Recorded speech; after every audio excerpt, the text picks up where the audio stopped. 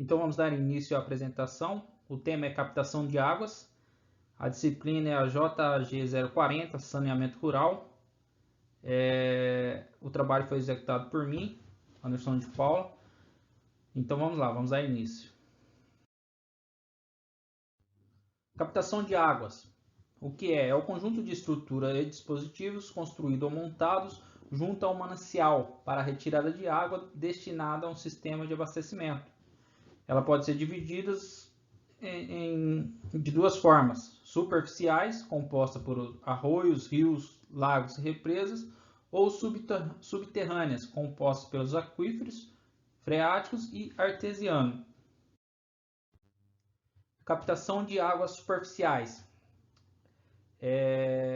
As obras de captação devem ser projetadas e construídas para funcionar ininterruptamente em qualquer época do ano, permitir a retirada de água para o sistema de abastecimento com quantidade suficiente e com a melhor qualidade possível, facilitar o acesso para a operação e manutenção do sistema. Manancial, fonte para suprimento de água. Mananciais superficiais, que é definido pelos arroios, rios, lagos e represas. Para a captação, alguns requisitos mínimos dos mananciais de água devem ser observados. Aspectos quantitativos, no caso a vazão, né? Se a vazão for menor que a demanda, vai faltar água para o sistema. E os aspectos qualitativos, que são os físicos, químicos, biológicos e bacteriológicos, que influenciam no tratamento. Então, se você tem uma dificuldade maior, né, para fazer esse tratamento, você vai ter um custo maior. E aí você tem que ver a viabilidade do sistema. Principais fatores que alteram a qualidade da água nos mananciais: urbanização, erosão e assoreamento, desmatamento e supressão da mata ciliar, recreação e lazer, indústria e mineração, resíduos sólidos, resíduos agrícolas, esgotos domésticos, águas pluviais e acidentes. Medidas de controle, né, de caráter corretivo são medidas que têm como objetivo corrigir uma situação existente para melhorar as qualidades das águas. E de caráter preventivo são as medidas que evitam ou minimizam a degradação na qualidade das águas, que tudo isso vai afetar no tratamento. Controle corretivo. Algumas medidas nós temos a implantação de ETEs na bacia hidrográfica do manancial, instalação de ETA adequada à qualidade da água bruta, né? Medidas aplicadas ao manancial. O que nós podemos fazer? Tem a eliminação de micro-organismos patogênicos, remoção de algas, remoção do lodo e dos sedimentos e eliminação da vegetação aquática superior. Controle preventivo, nós podemos fazer a educação ambiental, implantação de sistema de coleta, transporte e tratamento de esgotos e resíduos sólidos, planejamento do uso e ocupação do solo, avaliação prévia de impactos ambientais, remoção de nutrientes e patógenos em sistemas de tratamento de esgoto e controle da qualidade da água nos mananciais. Qualidade da água. Definição de água potável: água para consumo humano cujos parâmetros microbiológicos, físicos, químicos e radioativos atendam ao padrão de potabilidade e que não ofereça riscos à saúde. Padrão de potabilidade. Define valores máximos permitidos para os parâmetros físicos, químicos e bacteriológicos, de acordo com a portaria número 2914, de 12 de 12 de 2011, do Ministério da Saúde. Seleção do manancial. Aqui nós vamos observar alguns fatores que influenciam a seleção dos mananciais. No caso, a garantia de fornecimento de água em quantidade e qualidades adequadas, está relacionada à vazão, a proximidade do consumo, né, o consumidor final, locais favoráveis à construção da captação, acesso à infraestrutura, transporte de sedimentos pelo curso d'água. Importante, estudo de viabilidade técnica, econômica e ambiental.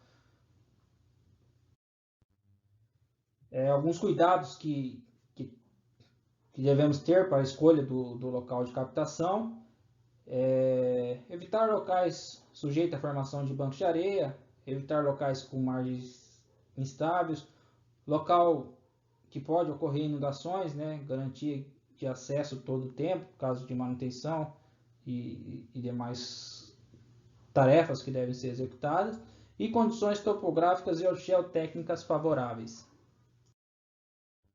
Constituição de uma captação, parte constituinte de uma captação: barragem, vertedor ou enrocamento, tomada de água, gradeamento, desarenador, dispositivos de controles, no caso as comportas, canais e tubulações. Dando sequência às constituintes de uma captação, temos as barragens, os reservatórios de regularização, barragem de nível e enrocamento. Os dois primeiros ali, né, quando as vazões são mínimas dos cursos de água, são inferiores e as médias são superiores, tem a necessidade dos dois para regular, funciona como se fossem pulmões. E no caso da barragem de nível, enrocamento, ele eleva o nível de água do manancial, né, ele não regulariza a vazão, garantindo uma captação mínima. Tomada de água, né? Conjunto de dispositivos destinado a conduzir água no manancial para as demais partes constituintes do sistema de captação. Principais cuidados: velocidade nas tubulações, né? Que 0,6 metros por segundo, pelo menos, e prever dispositivos anti-vórtice. Aqui nós temos uma torre de tomada e tem uma captação flutuante, né? Embaixo, no caso, a torre de tomada e em cima a captação flutuante, que são exemplos de tomada de água. Gradeamento. Grades, constituídas de barras paralelas, impede a passagem de materiais grosseiros, flutuante e em suspensão. Grade grossa, o espaçamento entre as barras entre 7,5 a 15 centímetros. Grade fina, um espaçamento de barras entre 2 a 4 centímetros. Nós também temos as telas, constituídas de fios que formam malhas de 8 a 16 fios por decímetro. Retém materiais flutuantes não retidos pelas grades. Então a gente tem as grades que filtram ali os compostos maiores, e na sequência nós temos as telas, que vai segurar o que passar das grades. Gradeamento, né? Aqui temos as fotos de exemplo, né? Temos a foto da grade mais espaçada e da mais estreita. Todas elas com as mesmas funções.